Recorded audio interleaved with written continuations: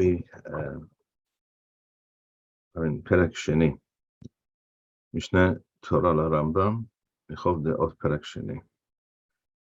In the Machon Shilo edition, we shall begin from Halacha Beth. In other editions, part of Halacha Aleph.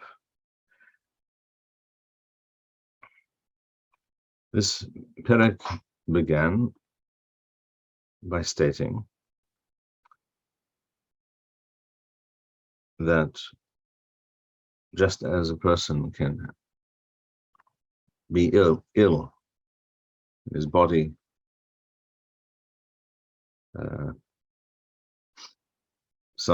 his body might suffer from an imbalance which results in various physiological realities and maladies. Thus, a person may also, his nefesh, his soul, therefore his behavior, the way he deports himself, the way he speaks to other people, the way he reacts to various occurrences that occur around him and to him. A person may suffer from a spiritual, emotional imbalance, and therefore, because the soul is unwell, all things that emanate from it will also be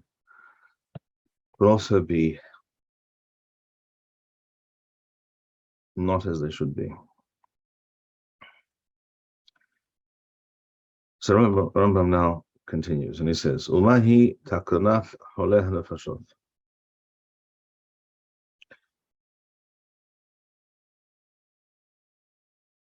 How is a person who suffers from such a malady, such an imbalance, which of course, seeing that we are speaking about intellectual, spiritual,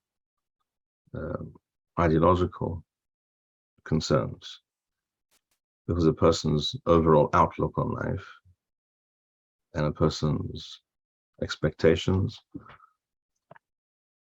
and aspirations will affect how he responds to many things which he experiences. How is a person to heal himself? Mahi takanat holeh nefashot yelechu esel hachomim. They must be directed to go to the Hachomim, people who do not suffer from such an imbalance, people who have a correct system of values and ideas based on the Torah, who can instruct and direct such a person. Shehen rof'eh hanefashot, says Rambam. Really, the Hachomim are doctors of the soul, healers of the soul.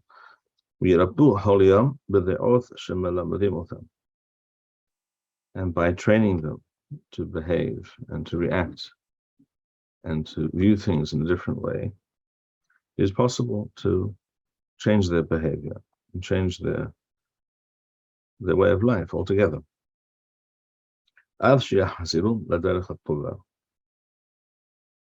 And eventually it is possible to return them to the correct path. There are two conditions, obviously, for this process to succeed. A, the person in question, the person suffering from this imbalance or incorrect, warped set of ideas and notions, needs to actually want to change. And second, he has to go to a person who actually knows what is right and therefore what is wrong. You cannot know one without knowing the other.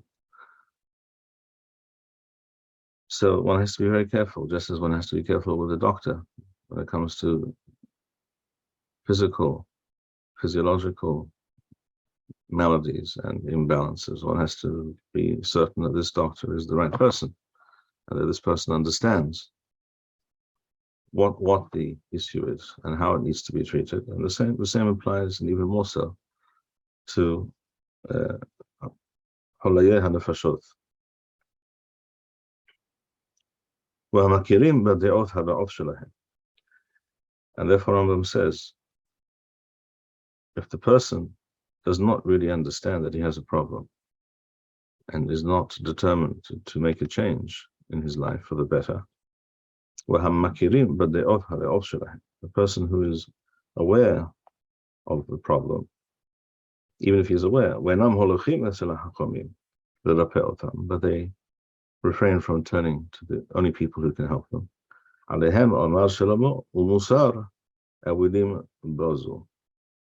Musar, which is criticism and even punishment, in the sense of midah keneged midah. In other words, if a person's behavior or his ideology is not based on Torah, it has to be told. The first thing is to tell the person, you have a problem, and this is the problem. This is the nature of the problem. If the approach is that however you feel or look at things is acceptable, because who's to say what's right and what's wrong, shall we say, then there is no hope. Quite literally, there is no hope. And therefore, Ewilim, the foolhardy, and the foolhardy here, not just foolish, but people who despise. That's what's being discussed in this pasuk in Mishneh. These people, they despise musar. They despise being told and being chastised that this is wrong and that you have to change. You have to look at things differently. You have to understand things differently, and you must begin to behave differently. And therefore, you must follow a certain regimen of behavior, of studying of musar, what we call nowadays musar, Torah subjects that pertain to these kinds of issues. So that the foolish who tend to believe that they have no need of such assistance. They do not need to be told what to do and how to do it.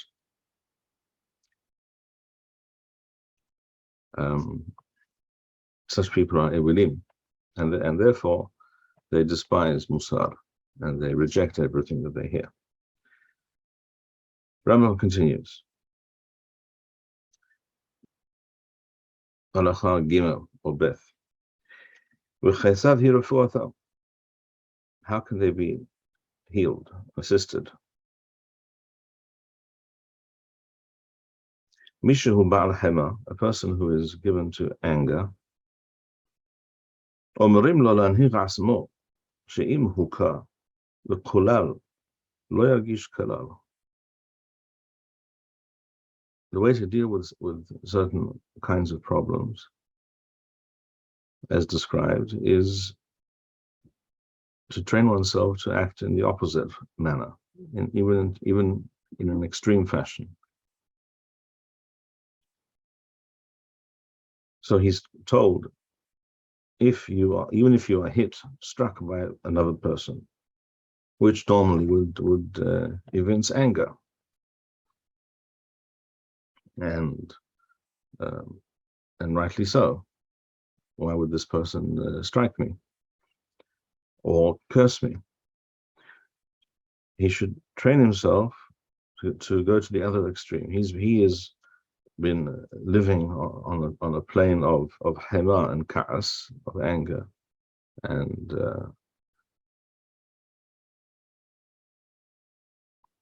constantly considering everything that he has to deal with and everything that he experiences as being insufferable.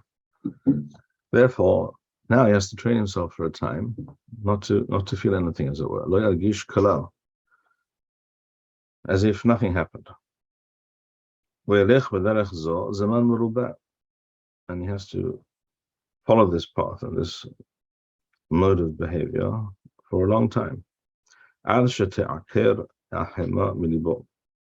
until this midah, this attribute of being an angry and a person who is always complaining and always upset and always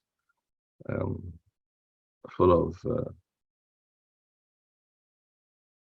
negative feelings, until this is removed, this is somehow excised from his soul. Rambam continues. If a person, on the other hand, is what we call in Hebrew ga'utan or bal ga'wa, he's haughty and he has an altogether too high an opinion of himself. He has to deliberately make himself low and place himself in situations where he is looked down upon. In other words, if we're talking, let's say, going to the Bet Knesset, going to shul, and the important people sit in a certain place in the shul, shall we say. So he now, if this is his particular challenge, he has to train himself. I'm going to now sit with the simplest and the most lowly of the people in the community in order to uproot this unfortunate midah that I have. And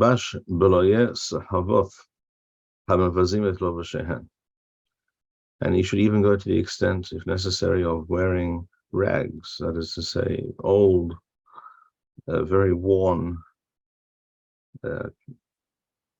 clothing, which are a source of embarrassment to those who wear them.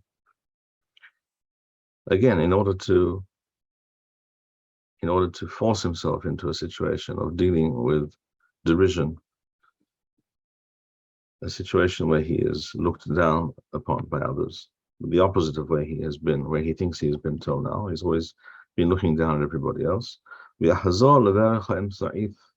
Until he returns, he brings himself to the point of being Baderech Chaim Sa'ith. So this goes back, of course, to what we discussed earlier. Rambam described the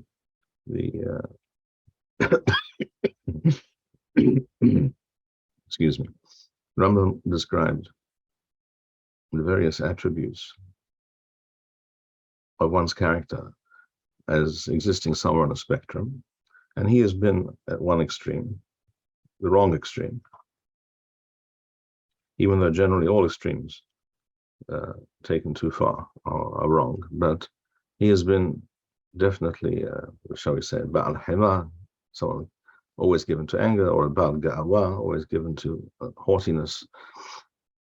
So he has to go to the other extreme for a time. And the aim is not to remain at the other extreme, but to return to a balanced and healthy place.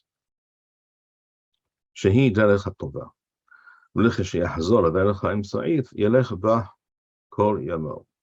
And eventually he will, Bezrat Hashem, find himself in such a place where he can now cease going out of his way to embarrass himself or to cause others to look down upon him, shall we say, by wearing these kinds of clothes, etc. He can start being normal, simply being normal, which till now he was unable to do. Rambam continues, Halacha Daled in the Memorei edition. وعلى كل ذا يعسى بشأر كل هدأوث. In other words, according to this general description, this rule of thumb that we have given, so it is with all other de'oth. As we said before, de'oth refers to what we refer to, most people call nowadays, midoth.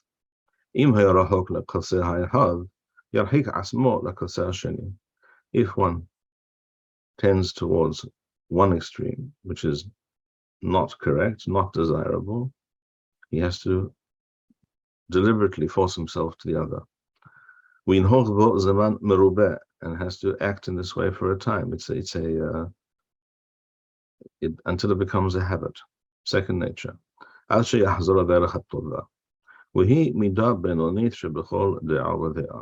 the correct path is a balanced approach where the person, shall we say, is neither always angry and always full of negative emotions and comments about everything. On the other hand, he is also not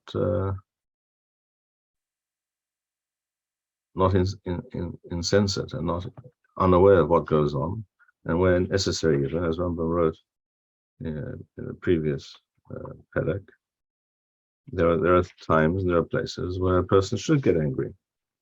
Rambam said this in Perek Aleph. In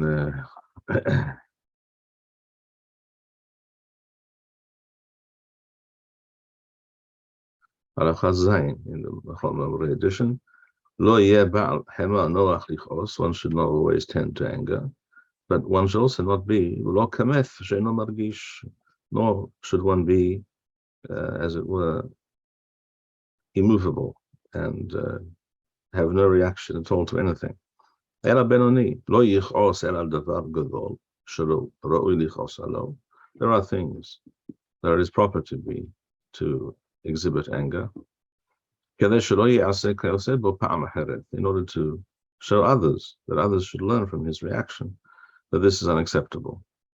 This might be the case with a child. It also may be true for other people, for adults, for other people in the community, what have you. They should understand that this is something that cannot be tolerated. So anger can have a positive purpose.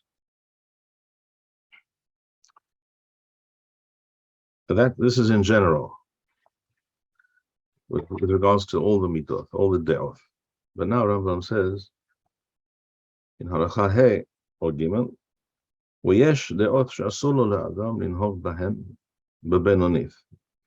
There are certain areas of behavior where a person should not aim for some middle ground. Ela yitrahek ad hakaseh ha'aher. There are types of behavior, midoth hanefesh, where a person actually should aim for one of the more extreme positions. For example, Luhu Gotha Halev.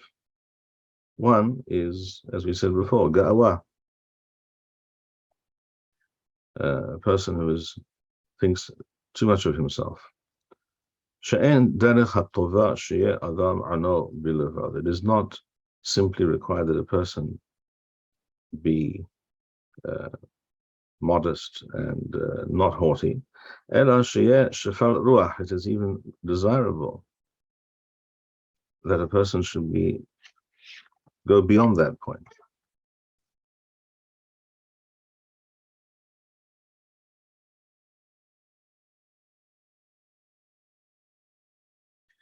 Shefal ruach literally means lowly of spirit. We'll go back to this in a moment. With the ruho namucha le'ma'od, his spirit should be lonely, very lowly. Ulefichach ne'emar b'Moshe Rabbeinu, it states with regards to Moshe Rabbeinu that he was ano ma'od. It doesn't describe Moshe Rabbeinu as being ano, which is modest, but being ano ma'od. In fact, the pasuk states more than this.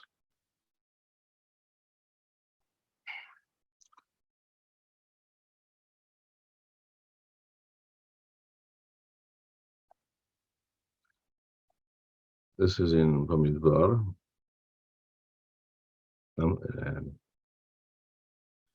Perek Yod Bet.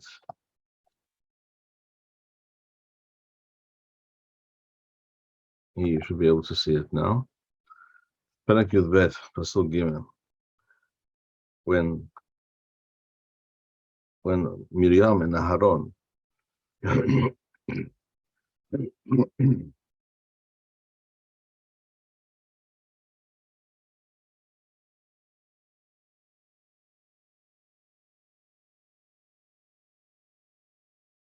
when Miriam and Aharon spoke against Moshe Rabbeinu,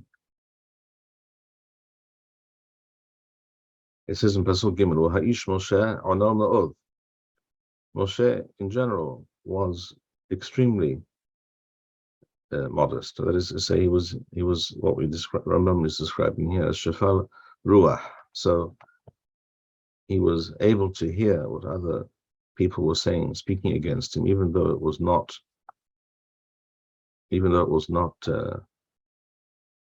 correct and not justified.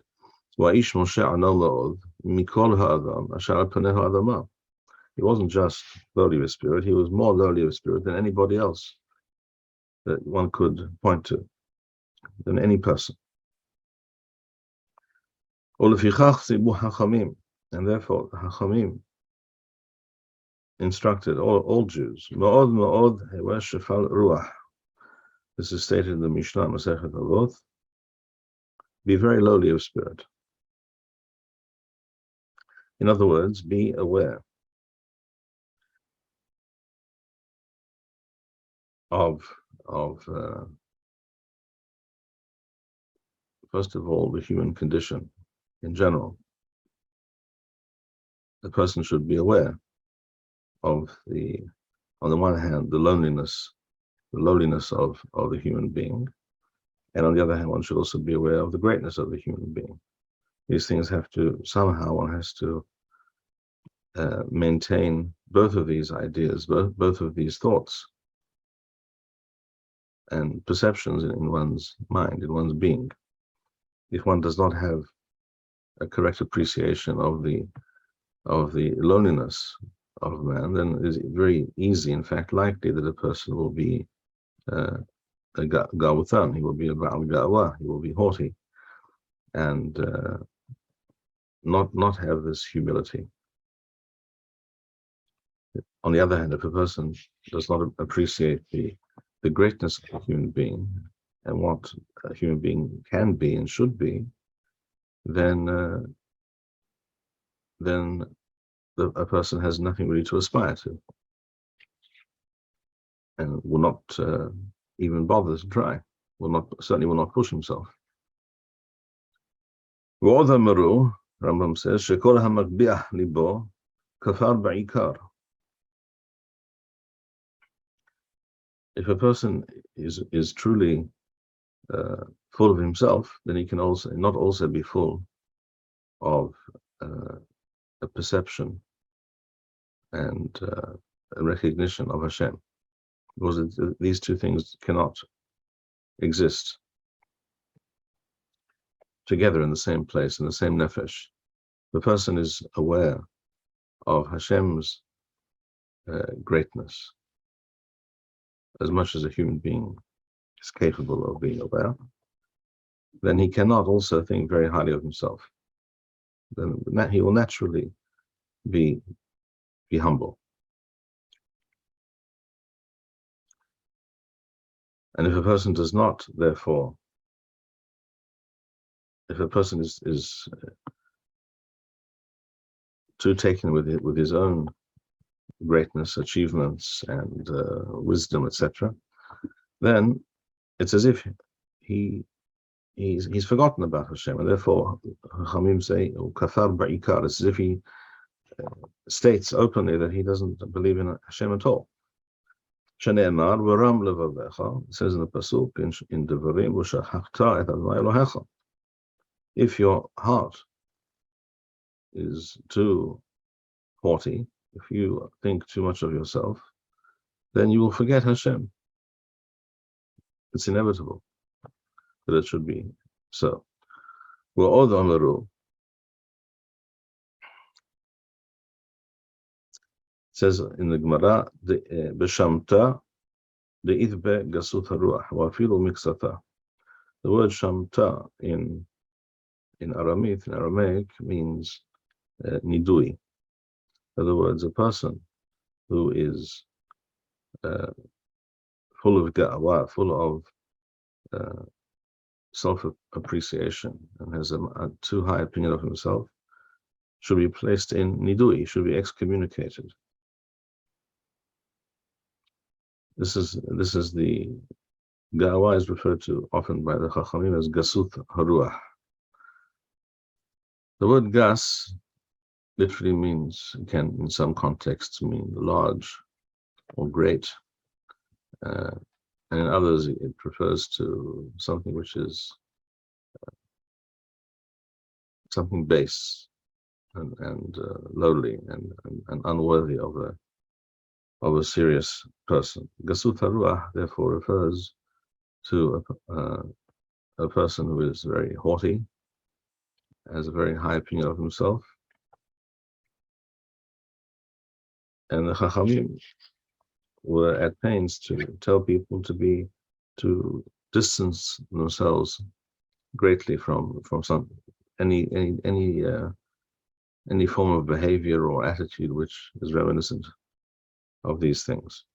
Therefore, they said, as we said before, as Rambam said before, it is not sufficient to be humble and to have not to have too high opinion of oneself, but rather one should actually aim for being shefal ruach.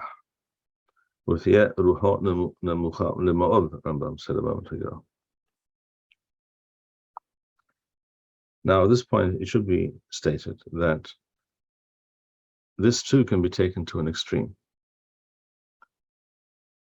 It is possible for a person, some people have such a natural tendency, and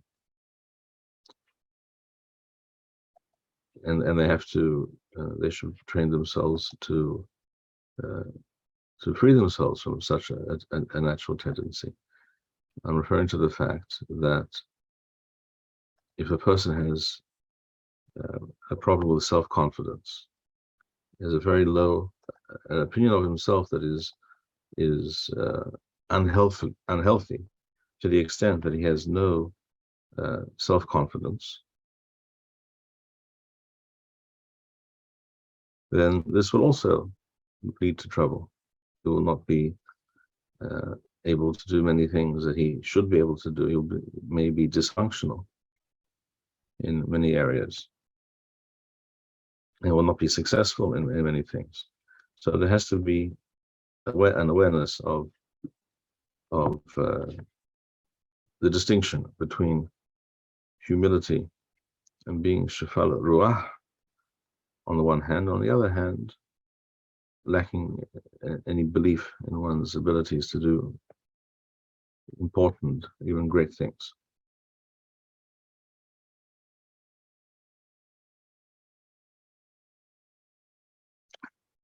The same is true of the midah of anger. Again, we're discussing here those kinds of midot, those deot, that one has to aim for the opposite extreme. This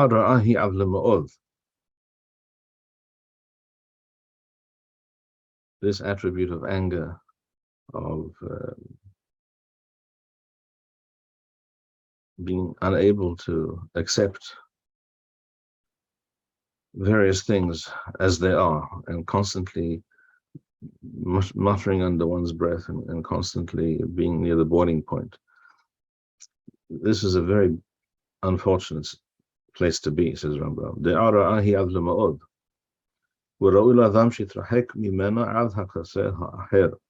Person has to strive to distance himself completely from such an attitude. It has a lot to do with attitude. And he has to train himself not to be angry. about everything. And in order to train himself, he also has to reach a point where he will not be angry even about certain things, but it might have been otherwise. It may have been correct to be angry. It may have been justified, but for now, this person has to treat himself, as it were.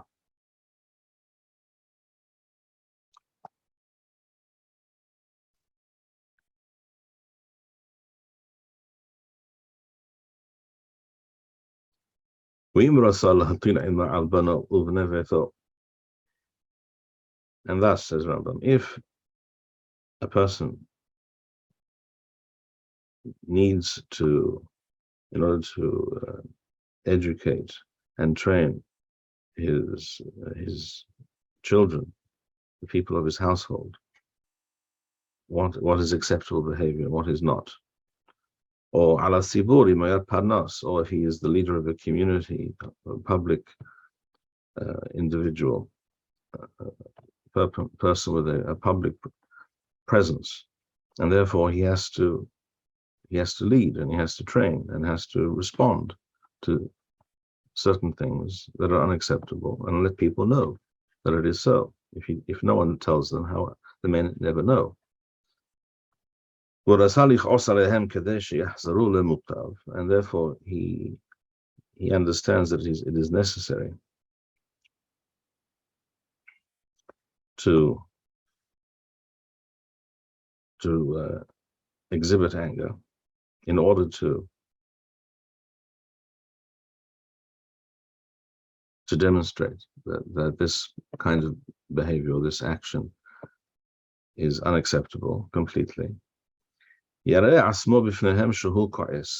must show himself outwardly to be angry, in order to teach them, to train them, and convey to them that this is not possible, this cannot happen. So this is for an educational purpose. This is literally musar in the original sense of the term. In other words, chastising and causing people to experience a reaction and a ramification for what they have done. So in order that they should learn a lesson.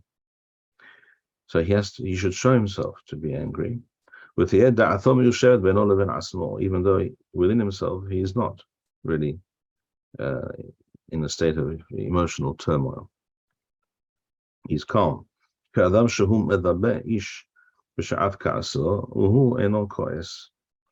Just as a person might, shall we say, an actor might act the role of a person who is angry, even though in fact he's not angry, but he knows how to give that impression. So the person in this case should behave.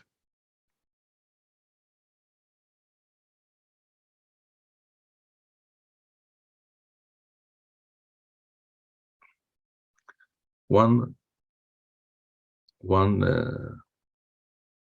way of training oneself not to be angry is, before one says or does anything, reacts to something which may set you off, is not to say or do anything for a moment and think and contemplate what just happened here. Usually anger is an impulsive response to something which did not go through any kind of any kind of mental processing or emotional processing, and the result is an angry outburst. And this, of course, can lead to extremely unfortunate outcomes.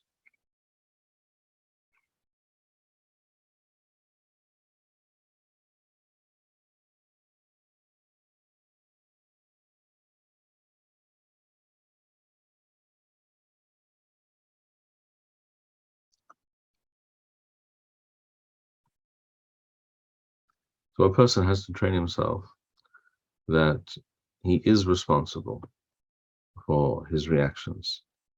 You cannot always blame the other side and say, well, they did such and such and they got me angry. A person has a choice and is required to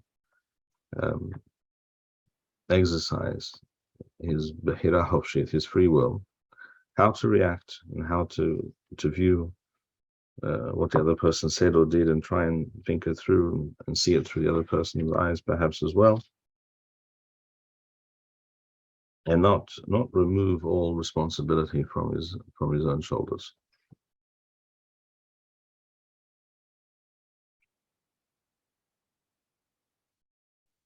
In other words, a person has to understand that he has a choice. One can opt not to be angry or not to have that that visceral response.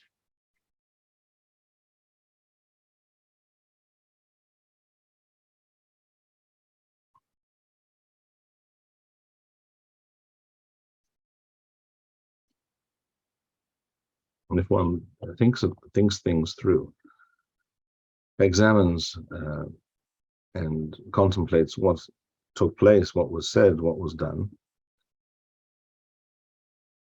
before reacting, there's a much better chance that he will not fly off the handle. So the bottom line is we do have a choice. Usually, you have a choice, and we are in charge of our reactions, and we are responsible for those reactions.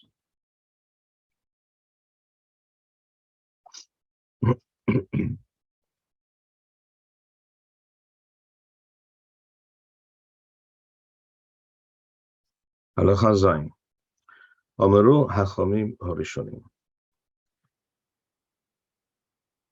This is an expression that Rambam uses occasionally, referring to Hazal, hachamim harishonim, the sages of old, I suppose you could say, by way of translation. Kol ha'ko'es ki'ilu oved avodah zarah.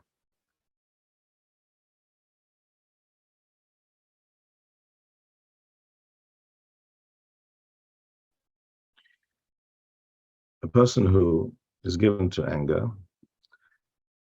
is likened to a person who worships avodah zarah. And as Rambam explains in his Perush on the Mishneh, Masechet Avot Perek Sheni,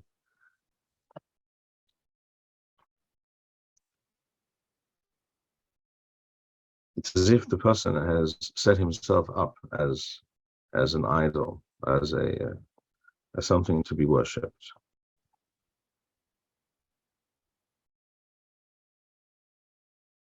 And everything has to fit in with that self-perception.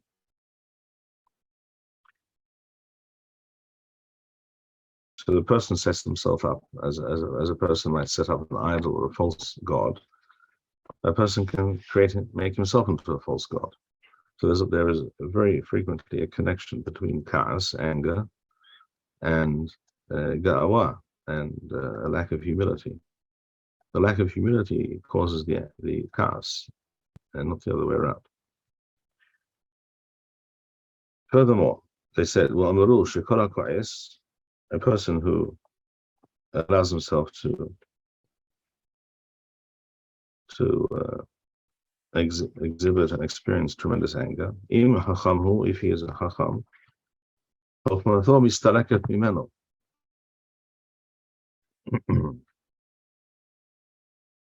a person loses part of his wisdom and understanding by way of anger. Because chokhmah, true chokhmah, wisdom and understanding, is based on on introspection, self-examination, and self-control. These are the hallmarks of a chacham.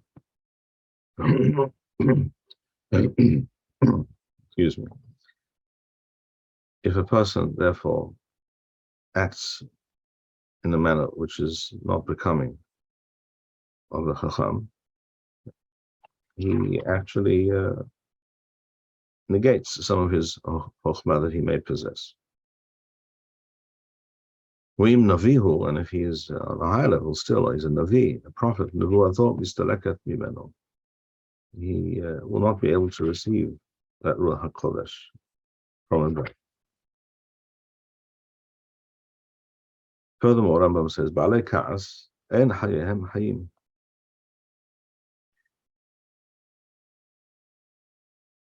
The Chachamim state that a person who is a Ba'al Ka'as, that is to say, Ba'alei Ka'as means people who are, as a rule, frequently experience anger about various things. Hayehim enam hayim, their lives are not worth living.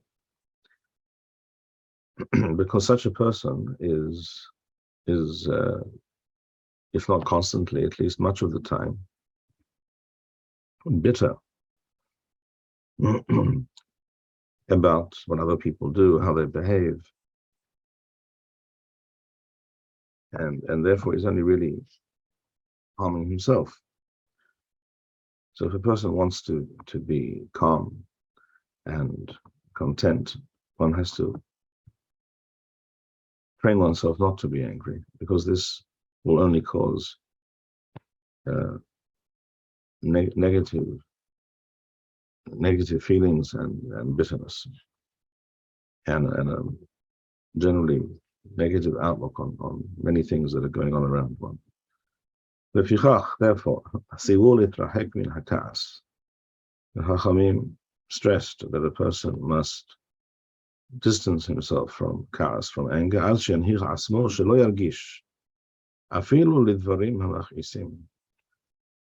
that a person has to train oneself even to be somewhat indifferent to most things. And this is the healthy and correct way of living one's life.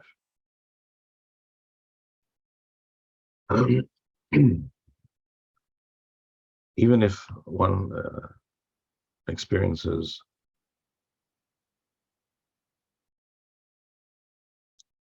behavior, even repeated behavior on the part of others,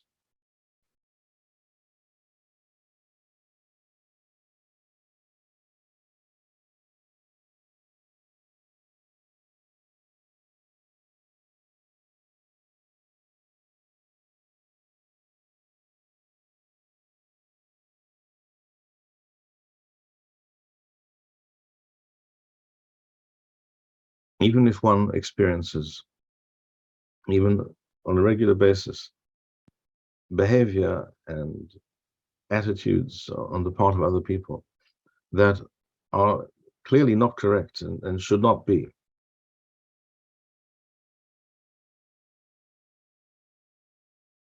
and the problem is not with the person, but with the other side.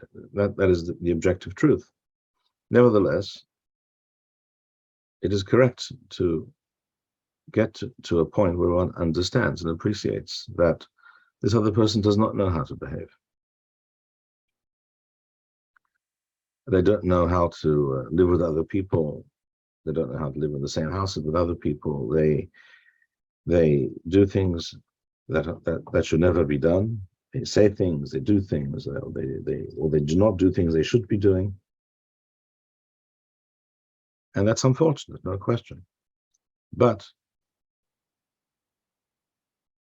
rather than being bitter and angry about it all the time, one has to, at some point, just understand that this person is really a misken. Misken, in other words, in Yiddish we would say is a nebuch. In other words, he just doesn't know how to behave. He does not know what is proper and correct and what should be, what is expected. And one has to understand, live with, and accept and live with this reality that this person is unfortunately lacking in certain areas.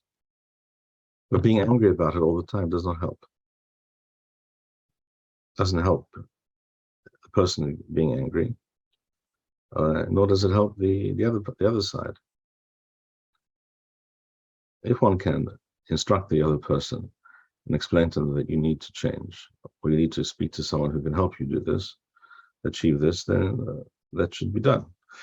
But being angry all the time that the other person is lacking understanding and this person's behavior is reprehensible. As a general state of mind, when faced with these things, this is not helpful, and it is to be avoided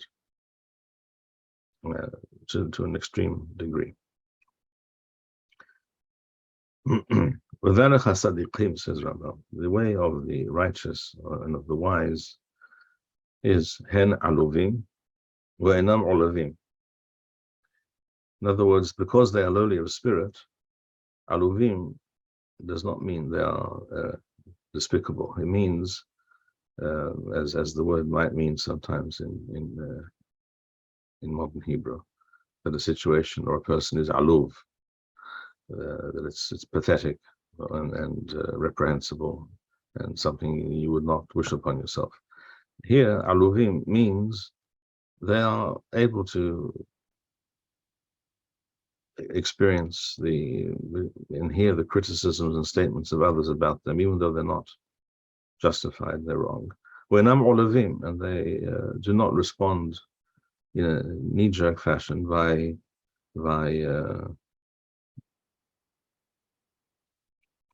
insulting the other person in response. So they may be insulted, but they will not necessarily immediately respond in kind. Aluvim ve'enam olavim. This is the lashon of Hazar. Shoma'im harpatam ve'enam meshivim. They hear others speaking of them in a very negative way, and they do not respond. How can you not respond when you hear people say certain things about you which you know are not true and are not warranted? As we said a moment ago, if a person realizes that this other person simply doesn't understand, does not know, and really this person needs to be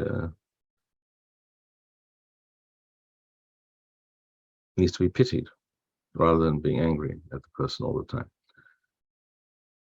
And therefore, they are able to live their lives in such a way, and therefore they serve Hashem with out of a pure and sincere desire to serve Hashem, ahava, and semehim b'yisurim. And they also accept various things that occur to them, negative things, yisurim, things that cause them suffering and pain, because they also accept the fact and understand that Hashem runs the world, and if this is happening to them, it is for a reason. Hashem is chastising them, punishing them, and causing them to think and examine their ways. That is why the sarah, that is why the yisurim come to a person, that he should examine his ways. Alehem hakathub omer, and with regards to such people, it says in the pasuk in Shofatim, or havo, and those who love Hashem, those who walk with Hashem, who live their life connected to Hashem. Kesef Hashemesh b'chburatho can be likened to the sun when it appears the early morning at sunrise. Kesef Hashemesh b'chburatho, in all its power and majesty.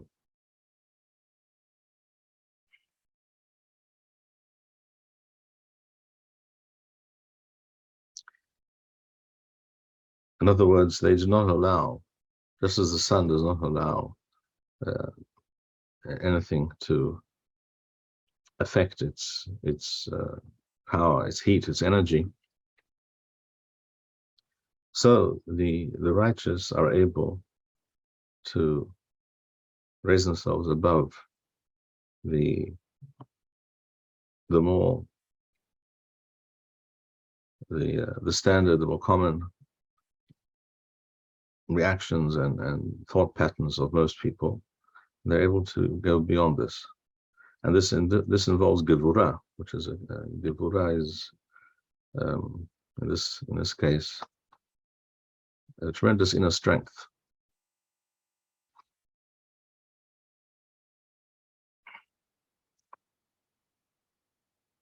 We will end here.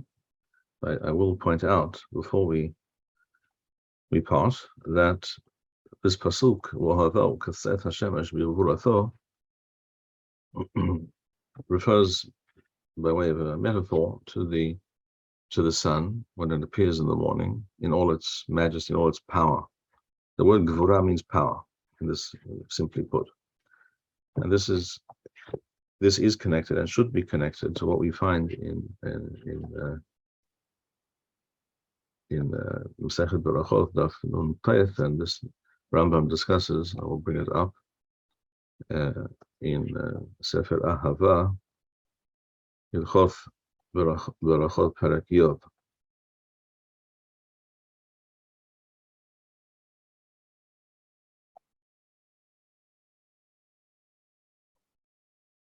You should be able to see it.